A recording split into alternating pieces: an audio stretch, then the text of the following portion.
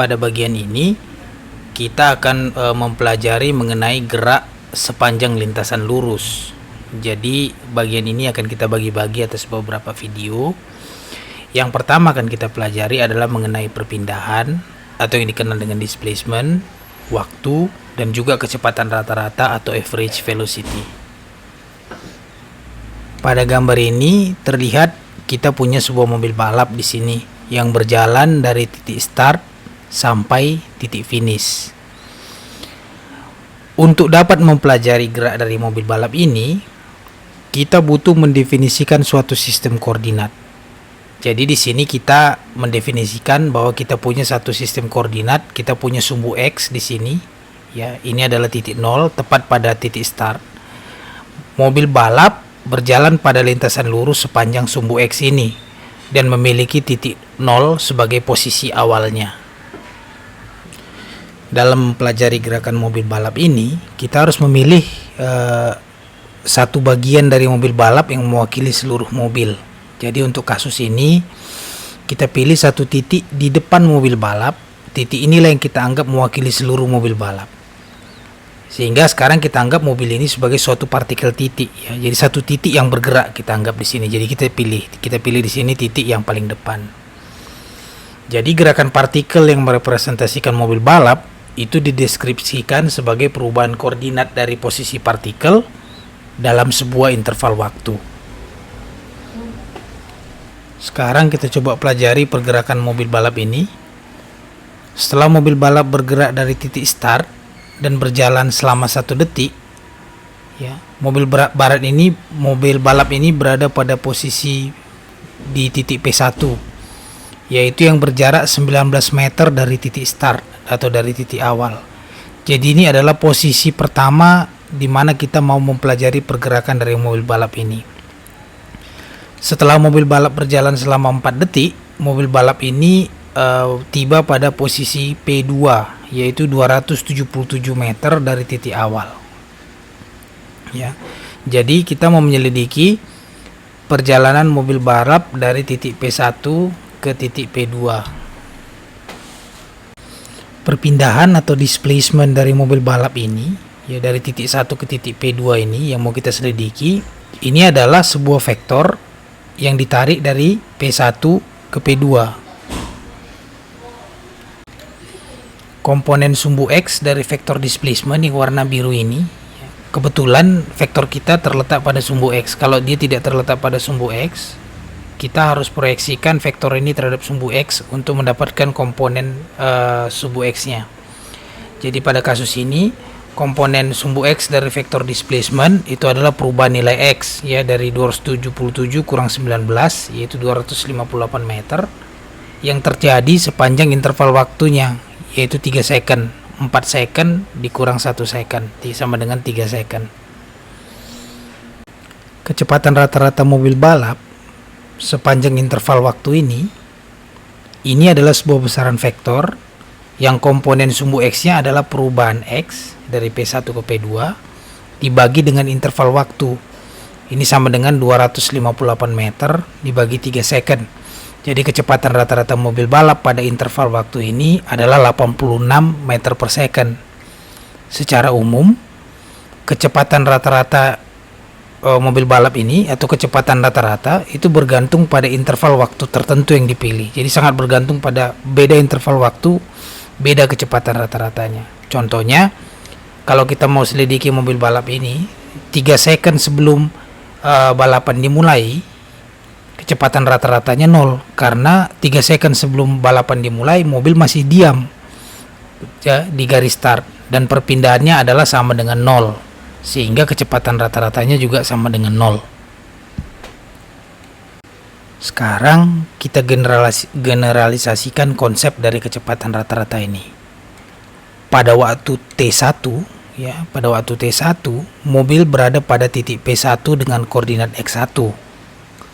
Pada waktu T2 mobil berada pada titik P2 dengan koordinat X2. Jadi displacement mobil dari T1 ke T2 itu adalah sebuah vektor dari P1 ke P2. Ya, bisa kita lihat vektor itu diwakili oleh panah biru ini. Komponen sumbu X dari displacement adalah perubahan koordinat posisi mobil sepanjang sumbu X, yaitu delta X, yaitu sama dengan X2 dikurang X1. Dan pada kasus ini, mobil hanya bergerak sepanjang sumbu X, ya, sehingga komponen sumbu Y dan sumbu Z dari displacement itu adalah sama dengan 0.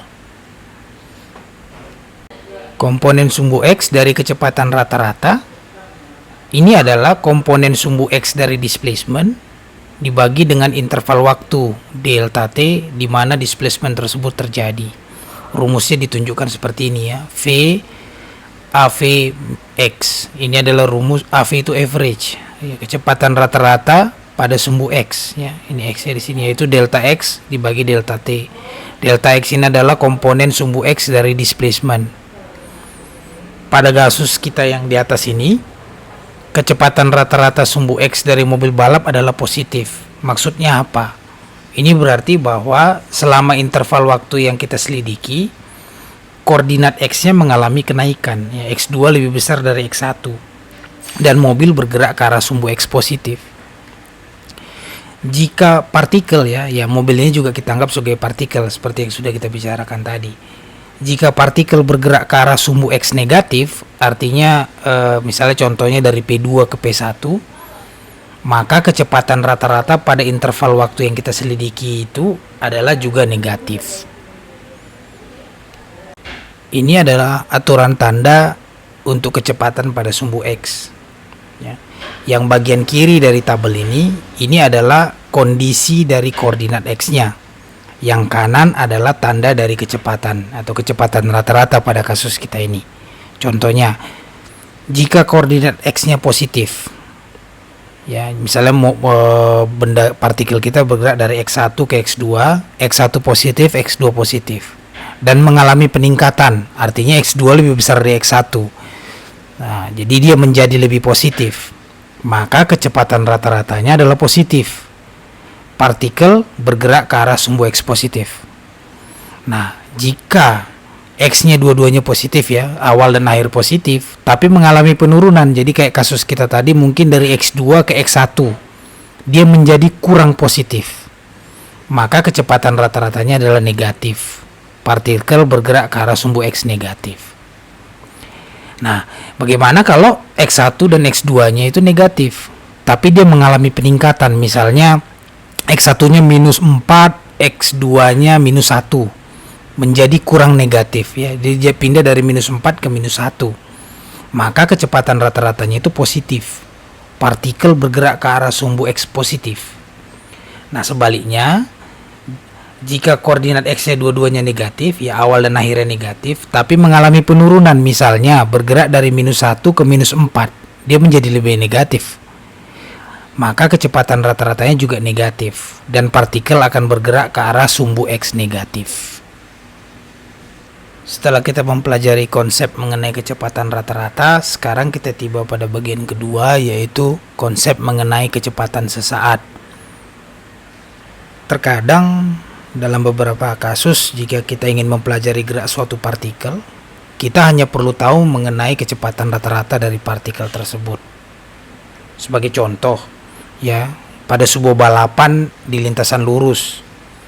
Balapan pada lintasan lurus itu adalah sebuah perlombaan untuk melihat siapa yang memiliki kecepatan rata-rata terbesar. Kenapa?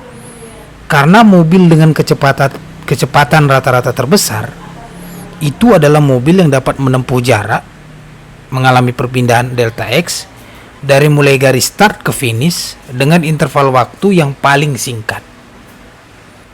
Akan tetapi, kecepatan rata-rata dari suatu partikel selama interval waktu tertentu tidak dapat memberitahu kita seberapa cepat atau ke arah mana partikel tersebut akan bergerak pada suatu waktu tertentu pada interval tersebut. Jadi untuk mengetahui hal tersebut, kita butuh yang namanya kecepatan sesaat, yaitu kecepatan pada saat tertentu atau pada titik tertentu di sepanjang lintasan. Pada bidang ilmu fisika, yang dimaksud dengan sesaat adalah, ya, apa itu sesaat? Itu artinya tidak memiliki durasi sama sekali. dan hanya mengacu pada satu nilai waktu, jadi nggak ada durasinya. Ya, itulah dia gitu. Sekarang coba kita lihat contoh mobil balap kita ini. Jadi misalnya kita mau tahu berapa kecepatan sesaat pada T1 atau pada posisi P1. Bagaimana cara menghitungnya?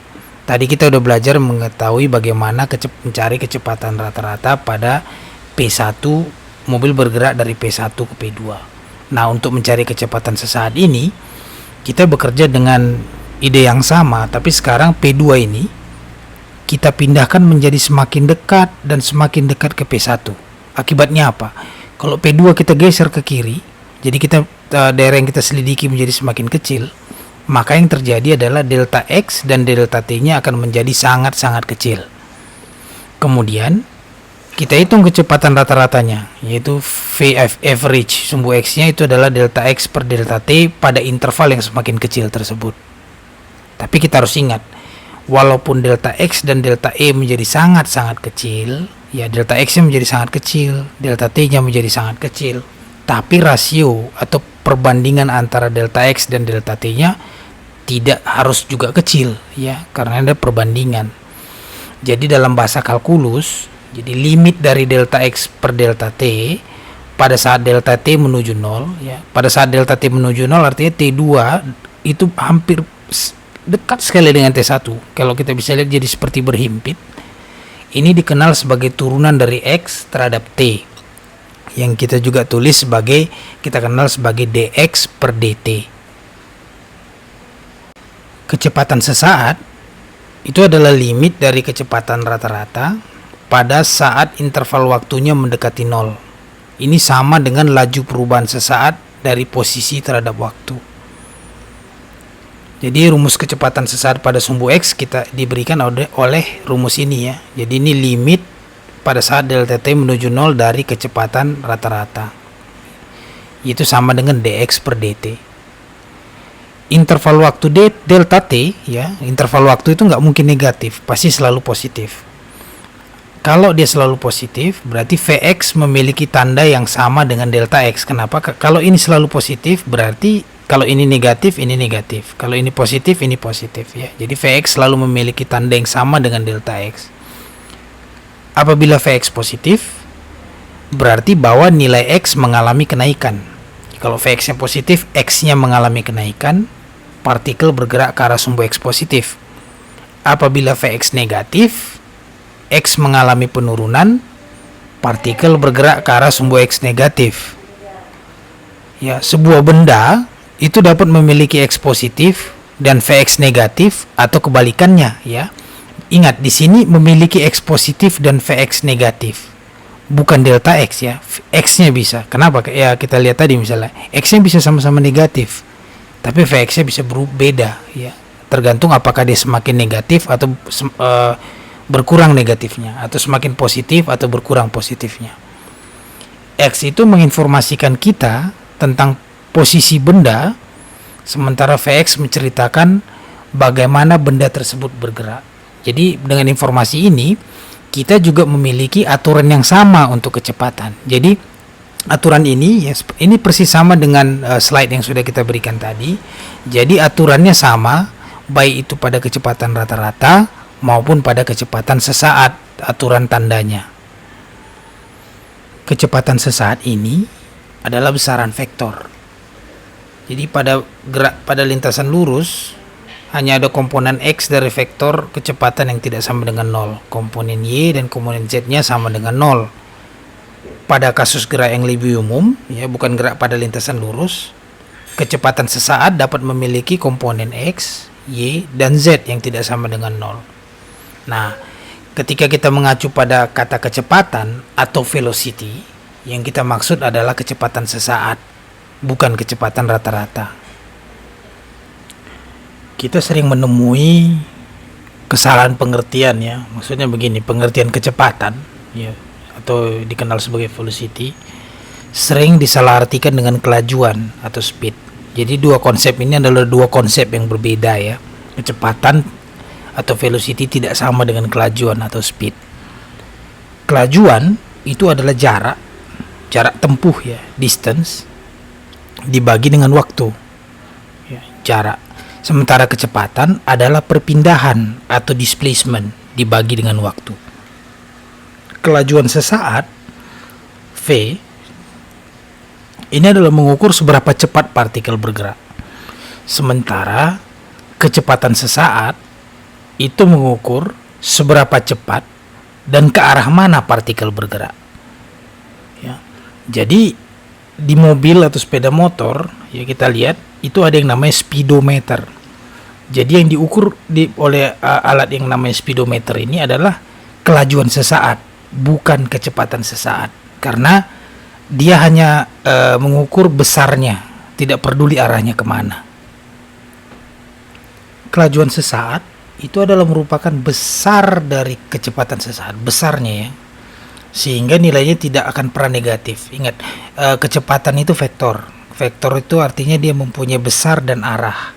Nah, besarnya itu adalah sama dengan kelajuan sesaat. Nah, besarnya itu akan selalu positif. Cuman kalau vektor itu ya, dia tidak akan pernah negatif. Contohnya, ada satu partikel kecepatan sesaatnya 25 meter per second. Partikel yang lain kecepatan sesaatnya minus 25 meter per second. Jadi kedua partikel ini bergerak ke arah yang berlawanan. Tapi kelajuan sesaat pada kedua partikel ini adalah sama, yaitu 25 meter per second. Nah, kalau kelajuan sesaat adalah besar dari kecepatan sesaat, kelajuan rata-rata bukan merupakan besar dari kecepatan rata-rata. Contohnya, ada seorang perenang. Dia berenang 100 meter dalam tempo 46,91 detik. Kelajuan rata-ratanya adalah jarak dibagi waktu, ya, jarak tempuhnya. Dia menempuh 100 meter ya, dibagi dengan waktu tempuhnya yaitu 46,91 adalah jadi kelajuan rata-ratanya adalah 2,132 meter per second. Tapi dia berenang di kolam renang yang panjangnya 50 meter.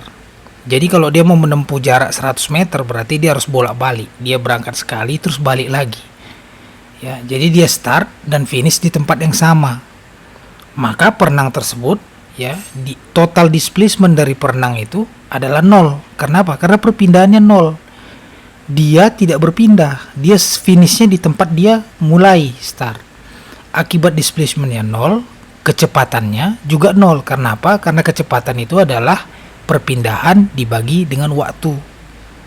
Nah, kelajuan rata-rata dan kelajuan sesaat ini adalah merupakan besaran skalar.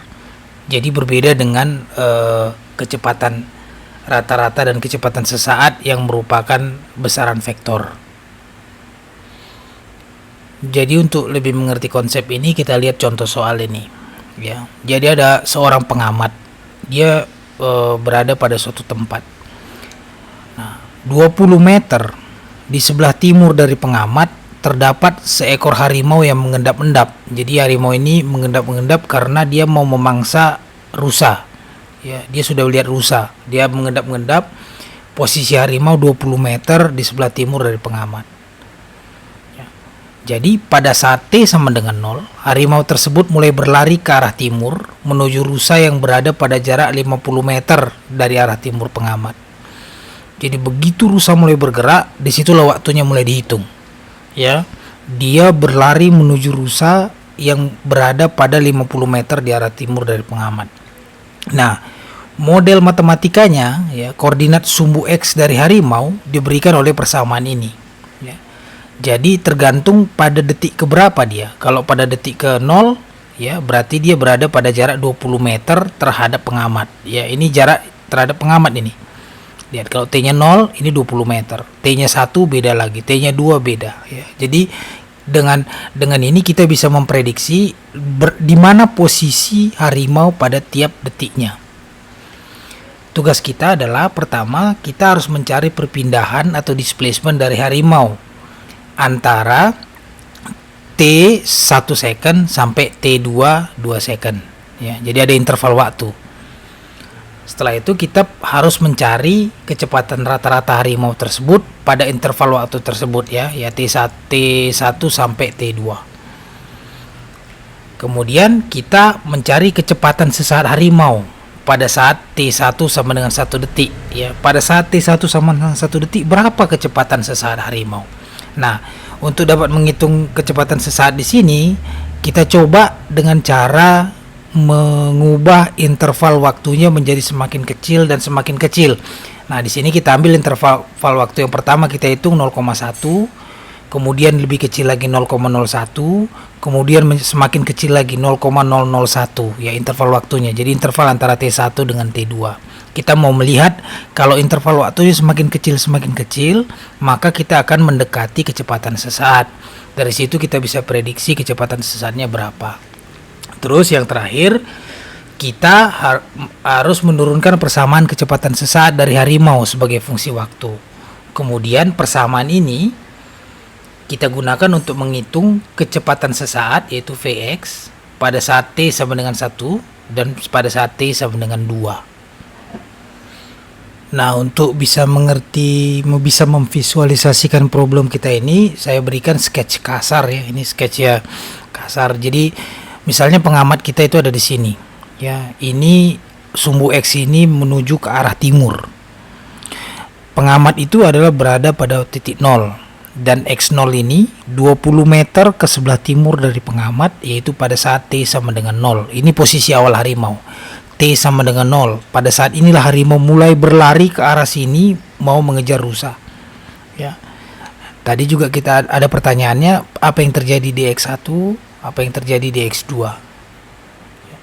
Jadi untuk menjawab pertanyaan A, pada saat T sama dengan 1 second, ya ini di X ini, kita bisa mencari berapa X1-nya dengan memasukkan ke rumus X tadi. Ya, ada rumus model matematika tentang posisinya. Jadi kita ganti T dengan 1, kita dapat pada saat 1 second harimau berada 25 meter ke sebelah timur dari pengamat. Pada saat T 2 second harimau berada 40 meter di sebelah timur dari pengamat. Ya. Jadi displacement, perpindahan dari harimau dari mulai posisi awal sampai dari mulai 1 second sampai 2 second itu adalah delta X. Ini displacement, yaitu X2 40 dikurang X1 25. Jadi displacementnya selama interval 1 second ini adalah 15 meter. Untuk menjawab soal bagian B, ya kita mau mencari kecepatan rata-rata pada interval 1 second tadi, kita tinggal masukkan ke rumus ini ya. Ini kecepatan mencari average pada sumbu X. Jadi X2 kurang X1 dibagi T2 kurang T1. Kita masukkan angka-angkanya, kita dapat 15 meter per second. Nah, untuk yang C, tugas kita adalah mencari berapa kecepatan sesaat pada saat T sama dengan 1 second.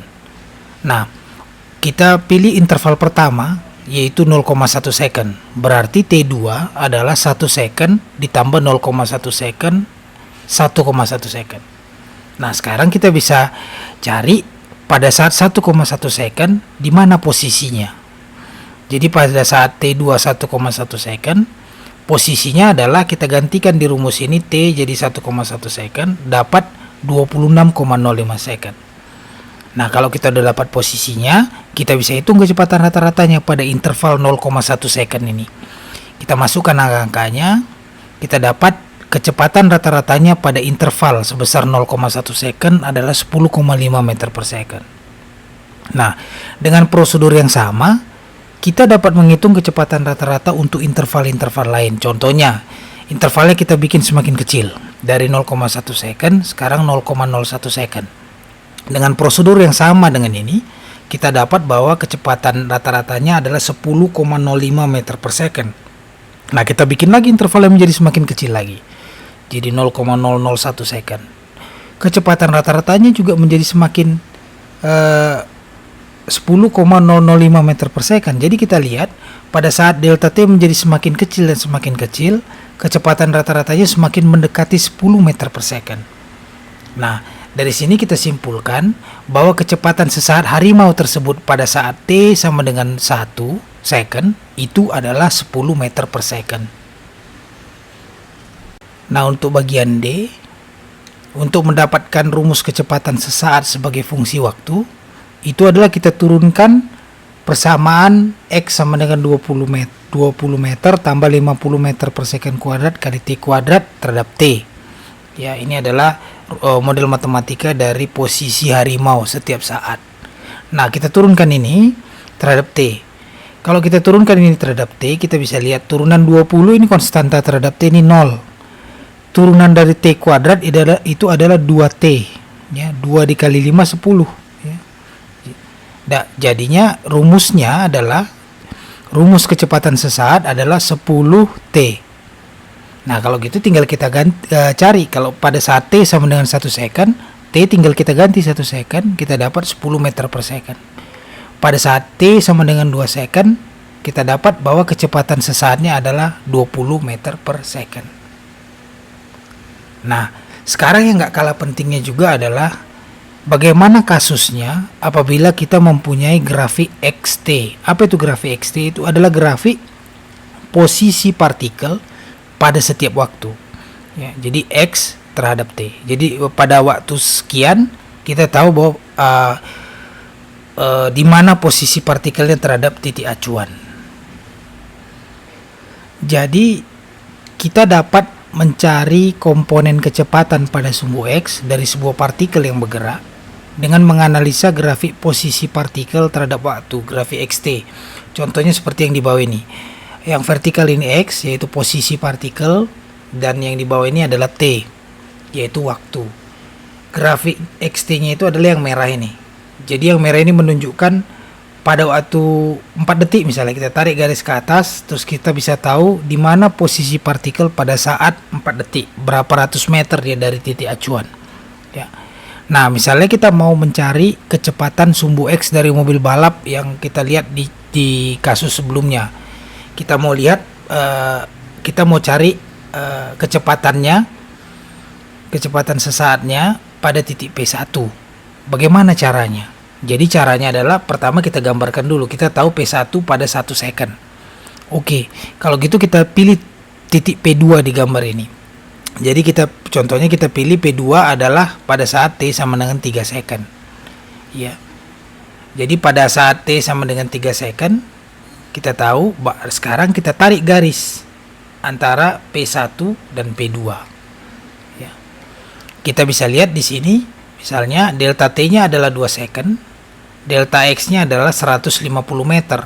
Jadi delta X itu pada saat 3 second kita tarik garis ini, kita bisa dapat dia adalah 150 meter dari jarak acuannya. Maka kita bisa hitung kecepatan rata-rata dari P1 ke P2, yaitu delta X dibagi delta T, yaitu 75 meter per second. Nah, sekarang kita pindahkan P2-nya. Yang tadinya P2-nya pada T sama 3 second, sekarang kita pindahkan P2-nya pada saat T sama dengan 2 second, contohnya pada kasus ini. Kemudian kita tarik garis yang menghubungkan kedua titik tersebut. Jadi kecepatan rata-rata dihitung pada interval waktu yang semakin pendek dan semakin pendek. Kita akan terus memindahkan P2, terus kita pindahkan P2 sampai mendekati P1. Ya. Oke.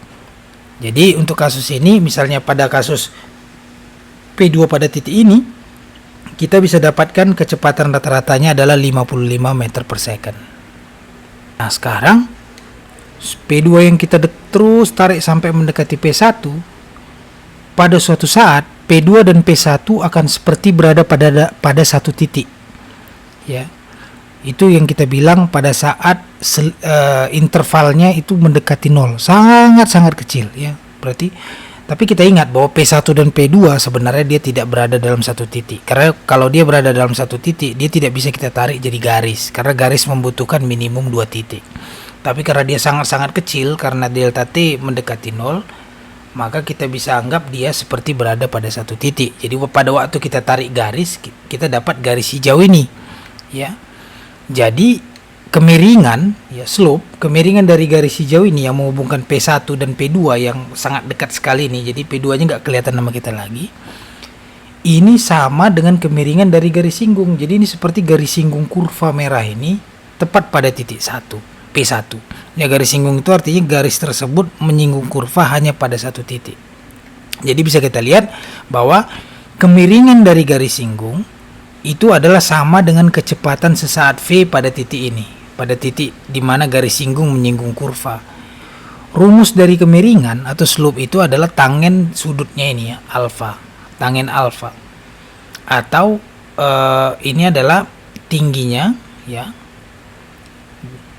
delta x-nya dibagi delta t-nya ya. Maka Vx ini adalah 40 meter per second. Jadi kecepatan sesaat pada P1, kita bisa lihat dari grafik ini dengan gampang kita bisa lihat bahwa kecepatan sesaatnya adalah kemiringan dari garis singgung yang menyinggung kurva pada titik tersebut. Jika garis singgung terhadap kurva xt pada satu titik itu mengarah ke atas jika ditinjau dari kiri ke kanan, jadi dari kiri ke kanan kita lihat dia mengarah begini, maka kemiringannya atau slope-nya itu positif. Kecepatan sesaatnya juga positif karena kecepatan sesaat itu sama dengan kemiringan dari garis singgung. Akibatnya partikel juga bergerak ke arah sumbu X positif. Demikian juga sebaliknya, jika garis singgung terhadap kurva itu mengarah ke bawah jika ditinjau dari kiri ke kanan, kemiringannya atau slope-nya negatif. Kecepatan sesaatnya juga negatif dan partikel bergerak ke arah sumbu X negatif. Jika garis singgung terhadap kurva horizontal, dia tidak membentuk sudut terhadap sumbu horizontal. Jadi akibatnya kemiringannya nol. Ya, dia tidak memiliki kemiringan karena dia terletak pada sumbu horizontal. Akibatnya kecepatan sesaatnya juga nol. Jadi semakin curam kemiringan dari garis singgung, ya baik positif pun maupun negatif, ini semakin miring dia, perubahan kecepatan sesaatnya juga semakin besar. Nah, gambar di bawah ini menggambarkan pergerakan partikel. Kita punya dua grafik di sini. Ada diagram xt yang di kiri, ada motion diagram di kanan. Ya. Jadi kita bisa lihat yang merah ini, yang merah pada grafik xt ini adalah posisi partikel pada setiap saat. Nah, kita tinjau di beberapa titik. Coba kita analisa di beberapa titik dan kita gambarkan di kanan ini bagaimana pergerakan partikel pada titik-titik yang mau kita analisa tersebut. Jadi kita lihat titik A. Titik A ini kemiringannya dari kiri ke kanan dia naik ke atas. Slope-nya positif. Kalau kemiringannya positif berarti kecepatan sesaatnya juga positif. Kita bisa lihat. Nah, posisi pada titik A ini dia berada di bawah 0. Artinya ini posisi kita lihat pada motion diagram ini adalah titik 0. Pada saat titik A, yaitu pada saat T-nya sama dengan 0, dia bergerak. Ya. Yang merah ini adalah vektor, panjangnya panah ini menunjukkan kecepatan sesaatnya pada saat ini, pada titik A. Ya. Dan dia slope-nya positif, berarti kecepatan sesaatnya positif, berarti dia bergerak ke arah sumbu X positif. Kita lihat, tapi posisinya masih di sebelah kiri titik 0. Nah, pada titik B, kita lihat di sini. Pada titik B, kemiringannya juga positif. Makanya dia bergerak ke arah sumbu X positif. Persis di titik B, posisinya adalah posisi X adalah 0. Makanya dia ada di sini. Dan kita bisa lihat panahnya ini jauh lebih besar daripada ini. Kenapa? Karena kemiringannya juga lebih curam. Jadi kita bisa analisa di sini. Dari kemiringan di sini landai dia, makin lama makin curam sampai ke titik B. Artinya dari A ke B kecepatannya bertambah. Tapi dari B ke C kemiringannya, slope-nya makin lama makin landai. Artinya kecepatannya melambat. Ya, dari B ke C. Nah, pada titik C kita bisa lihat slope-nya 0. Dia horizontal. Artinya benda tersebut diam di sini, diam dia. Kecepatannya 0, dia tidak bergerak. Kemudian pada saat dari C ke D slope-nya semakin besar, semakin curam, tapi negatif. Artinya apa? Kalau slope-nya negatif, kecepatan sesaatnya juga negatif, artinya partikelnya bergerak berlawanan arah dengan sumbu X. Dan dari C ke D slope-nya mengalami dari horizontal semakin curam, ya, ke arah negatif. Itu menunjukkan bahwa dia mengalami perubahan kecepatan yang lebih jadi kecepatannya semakin besar. Ya. Nah, dari D ke E, ya slope-nya juga negatif di titik E. tetapi dia melambat di sini. Ya, kita bisa lihat dengan besar panahnya di sini. Dan titik E ini masih belum di posisi 0. Jadi kita lihat. Jadi di sini bisa kita lihat dengan menganalisa grafik XT ini, kita bisa tahu kondisi partikel pada setiap saat. Apakah dia makin cepat, ke arah mana dia bergerak, apakah dia makin lambat. Jadi kita bisa tahu dengan menganalisa diagram posisi partikel pada setiap waktu. Ini mengakhiri video kita untuk pelajaran mengenai kecepatan. Ya. Di video selanjutnya kita akan mempelajari mengenai percepatan. Nah, subscribe untuk mendapatkan update yang lebih lanjut, like dan share. Sekian dan terima kasih.